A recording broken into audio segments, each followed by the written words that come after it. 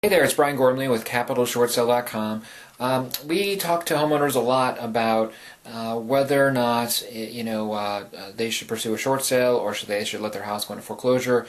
What other options they may have, and so something that comes up a lot is if they have an investment property, what are they supposed to do with the tenant, and can they continue to rent the property out even though they're not making payments to them on the mortgage? And the answer to that is yes, you can rent the property out. If you own a property, you can do whatever you want with it. As a general rule, right? I mean, obviously you can't do anything illegal or whatever, but there's nothing prohibiting you from renting the property and not paying your mortgage. Obviously, you are on a one-way track there to foreclosure because it's just a matter of time until the lender forecloses if you're not paying on your mortgage. The tenant still has an obligation to pay the rent, and clearly, the caveats to all of this are that you're setting yourself up for a potential claim by the tenant if they're not notified that they're going to have to move and so on. That there may be some damage if on their part if they've signed a lease for say a year and you can only deliver the property for 6 months, and the remaining 6 months you don't own it. That said, there are programs out there like Fannie where if there is an established lease, they will honor that lease for the duration of the term.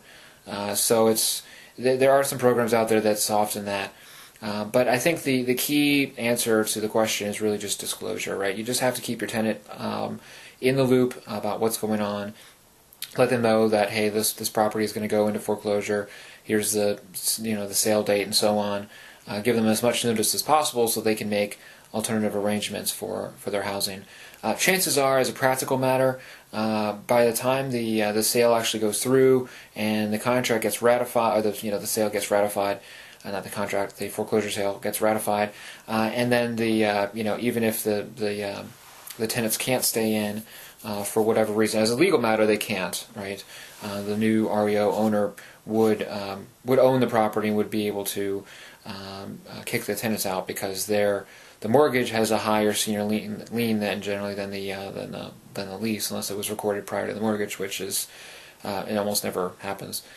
So, but even after that point, it'll take a while to get the tenants evicted and so on. That the reality is their lease will probably be basically up by that point anyway, and you as a homeowner will be okay. So anyway, hopefully this was helpful and not too much of a ramble. Check out our site, CapitalShortSale.com, for a lot more Q&A. Don't hesitate to get in touch with us if you want some clarification on your particular circumstance. Thanks so much for listening.